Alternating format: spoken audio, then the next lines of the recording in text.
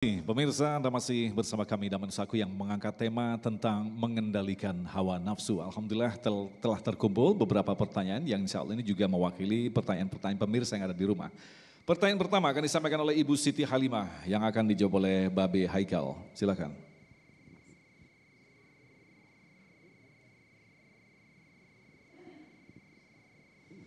Bismillahirrahmanirrahim. Assalamualaikum warahmatullahi wabarakatuh. Waalaikumsalam warahmatullahi wabarakatuh. Nama saya Siti Halimah Yusuf. Saya akan bertanya kepada Babeh.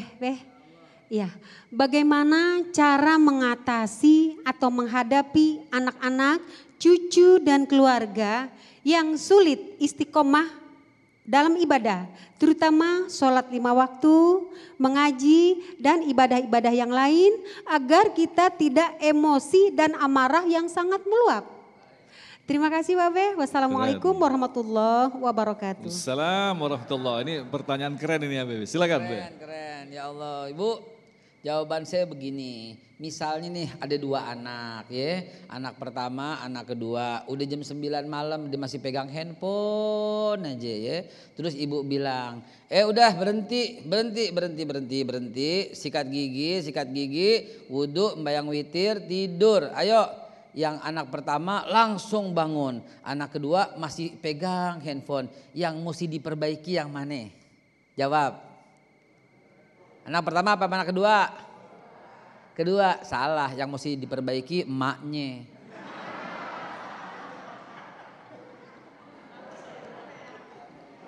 Kenapa? Karena emaknya nggak memahami bahwa anak kita itu Bu bisa menerima dan menjalankan modelnya beda-beda. Ada yang dia menjalankan perintah karena dia dengar suara kita. Ada anak kita menjalankan perintah karena dia melihat. Ada anak kita menjalankan perintah karena dia merasakan. Anak ibu bagian yang mana? Kalau ngomongnya tepat, kalau sama anak ini ngomongnya begini, sama yang begini ngomongnya begini, insya Allah dia bisa memahami. Kenapa? Karena ini kuncinya adalah Nabi juga. Nabi yang ngajarin kita. Khatibun nas ala qadri ukulihim. Kalau bicara sama orang aja begitu, apalagi sama anak Bu. Sama orang nih ya, sesuaikan dengan kadar akalnya.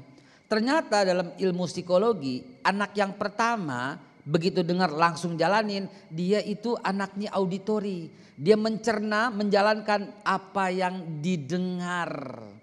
Kalau anak kedua tipenya visual atau kinestetis.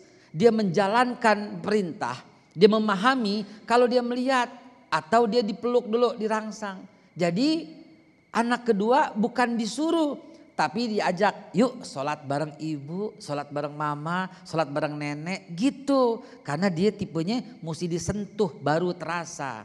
Ada juga yang mesti kelihatan, ibu sholat duluan, ibu kamar mandi duluan, ntar dilihat, oh dia ikut mamanya, begitu. Jadi khatibun nas ala qadri ukulihim, sesuaikan dengan kadar akalnya, jangan salahin anak dulu, tapi salahin diri kita dulu. Begitu yang nafsul mutmainnah, begitu. Nah Babe, kalau kita kembangkan artinya ketika ibu-ibu yang dalam kondisi lemah begitu akhirnya mencapai titik kemarahan. Bukankah marah tidak salah, tetapi harus membagi porsinya. Lantas bagaimanakah kita mengatakan bahwa kemarahan itu diperbolehkan dalam hal seperti apa? Nah, marah biar bagaimanapun dilarang.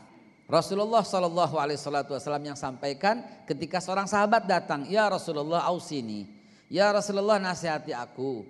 Beliau bersabda la taghdab, jangan marah. Sahabat itu bingung ya, kok cuma segitu doang. Nanya lagi, ya Rasulullah ausini, ya Rasulullah nasihatin aku. Untuk yang kedua kali Nabi bilang la taghdab, jangan marah.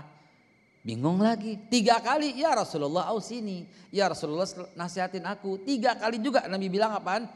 La taghdab walakal jannah, jangan marah. Jadi marah biar bagaimanapun terlarang. Yang boleh maksudnya Mas Agung mungkin menghukum. Marah nggak boleh, menghukum boleh. Begitu anak kita ketahuan dia berbuat yang kita larang atau dia nggak sholat, kita senyum. Nah kan mama udah bilang kalau salah, kalau nggak sholat besok nggak boleh jajan, makannya di luar, tidurnya di luar. Sambil senyum. Padahal marah juga. Iya, atasan juga nggak usah marah sama bawahan. Kalau bawahannya udah datangnya telat, pencapaian targetnya nggak capai-capai, salesnya anjlok, marketingnya bobrok. Akhirnya bilang gimana? Nggak usah marah. Hebat, mulai sekarang kamu nggak usah di sini lagi ya. Ini gaji terakhir kamu ya. Gitu, nggak usah marah. Ya, tenang aja, nafsul mutmainah gitu. Tapi dalam juga rasanya. Terus pegawainya bilang begitu, terima kasih sama melotot begitu ya, terima kasih. Oh begitu Pak, iya. Masa setahun gak capai target. Nih ya, saya rekomendasikan kamu ke tempat yang lain. Masya Gitu. Allah. Baik, terima kasih Bapak.